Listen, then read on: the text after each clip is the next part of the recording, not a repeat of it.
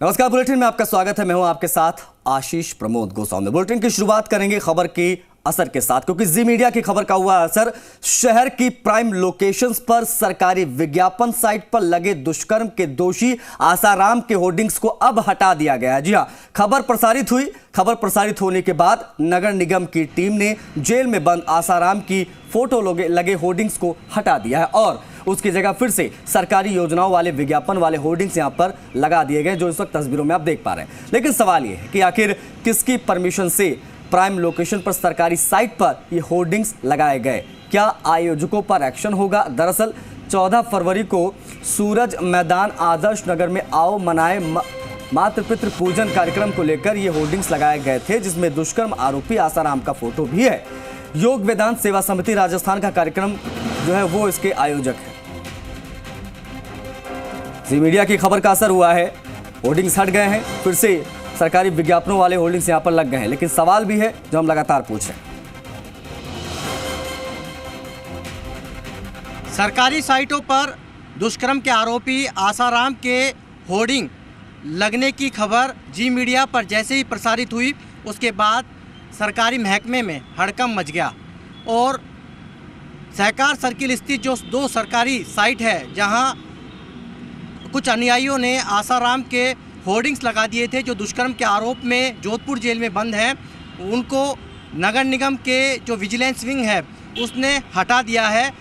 अब तक इन होर्डिंग्स पर आसाराम के अनुयायी और आसाराम की जो फ़ोटो है, एक कार्यक्रम जो 14 फरवरी को आयोजित होने जा रहा था उसके होर्डिंग्स नज़र आ रहे थे, लेकिन अब तस्वीर बदल गई है और अब जो सरकार की योजना है संपूर्ण इलाज फ्री, यानी कि सभी 10 लाख रुपए तक का जो निःशुल्क स्वास्थ्य बीमा दिया जाता है, साथ में 5 लाख रुपए का जो दुर्घटना बीमा सरकार की ओर से है मॉडल स्टेट राजस्थान के, वो होर्डिंग नज़र आने लगे हैं। दूसरी तस्वीर सहकार जो कह सकते हैं भवन है उसके नीचे की है, ये भी सरकारी साइट है। यहाँ कर्मचारी कल्याण यानी कि OPS ओल्ड पेंशन स्कीम, जो कि इसको लागू करने वाला जो देश का पहला राज्य राजस्थान बना है, वो होर्डिंग यहाँ पर अब नज़र आने लगे हैं।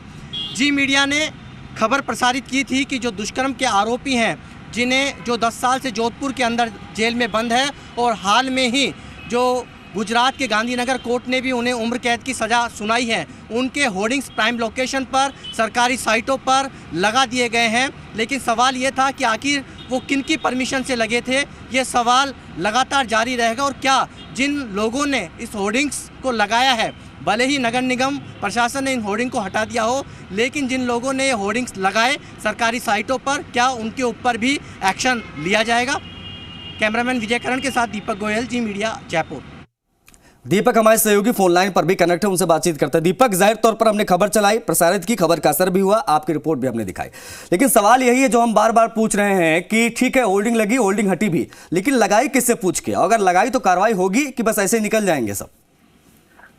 देखिए, जी मीडिया पर एक खबर प्रसारित हुई और खबर प्रसारित होने के बाद जो नगर निगम की विजिलेंस विंग है, तुरंत जो नगर निगम के आयुक्त हैं उनके डायरेक्शन पर ये दोनों सरकारी साइट से जो आसाराम दुष्कर्म के आरोपी हैं उनके जो होर्डिंग्स हैं वो हटाकर अब फिर से सरकारी योजनाओं का प्रचार प्रसार करना शुरू हो गया। यानी कि आप देख सकते हैं कि सुबह की जो तस्वीर थी वो आसाराम नजर आ रहे थे, लेकिन खबर प्रसारित होने के बाद अब फिर से अशोक गहलोत की जो सरकार है उनकी जो सरकारी योजना है जिसमें स्वास्थ्य बीमा है और साथ में OPS जो स्कीम लागू की है, उन दोनों साइटों पर बदली हुई तस्वीर नजर आ रही है। लेकिन सवाल अभी भी ये उठ रहा है कि जो आयोजन करता है, क्या उन पर नगर निगम या जो जिम्मेदार महकमा है उन पर एक्शन लेगा? क्योंकि सवाल ये भी है कि इतनी प्राइम लोकेशन पर और सरकारी साइट पर कोई ऐसे तो होर्डिंग लगा नहीं सकता। क्या किसी की परमिशन ली गई है या फिर रातों रात ये होर्डिंग लगा दी गई? क्योंकि जो OPS और जो स्वास्थ्य बीमा वाला जो होर्डिंग है सरकार की योजनाओं का, उसके ऊपर ही होर्डिंग लगाए गए थे। जैसे ही आसाराम के होर्डिंग्स को हटाया गया, सरकार की योजना है फिर से यहाँ पर दिखाई देने लगी। लेकिन इतना जरूर है कि जो नगर निगम या जिम्मेदार महकमे, सरकारी महकमे जिनके ऊपर इनकी देखरेख की जिम्मेदारी है, क्या ये परमिशन देते हैं या जिनके ऊपर ये सरकारी साइट्स हैं उनकी जिम्मेदारी है, उन पर सवाल जरूर खड़े हो रहे हैं। क्योंकि ये प्राइम लोकेशन है, यहाँ इधर से ही तमाम जो मंत्री हैं, MLA हैं, क्योंकि सिविल लाइन में रहते हैं तो उनकी आवाजाही रहती है। क्योंकि 22 गोदाम से जब लोग नीचे उतरते हैं या सहकार मार्ग की तरफ जाते हैं तो लोगों को जब क्योंकि कनेक्टिविटी होती है तो लोगों को होर्डिंग्स नजर आते हैं। तब लोगों ने जब सुबह सुबह जब लोग निकल रहे थे तो लोगों को आसाराम के होर्डिंग्स नजर आए।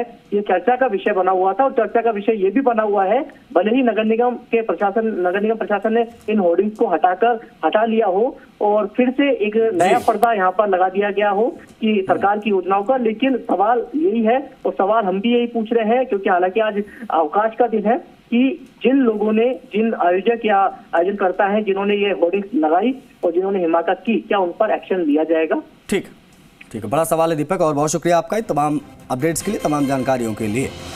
खबर दिखाने के बाद खबर का असर हुआ और ये होर्डिंग्स हटी।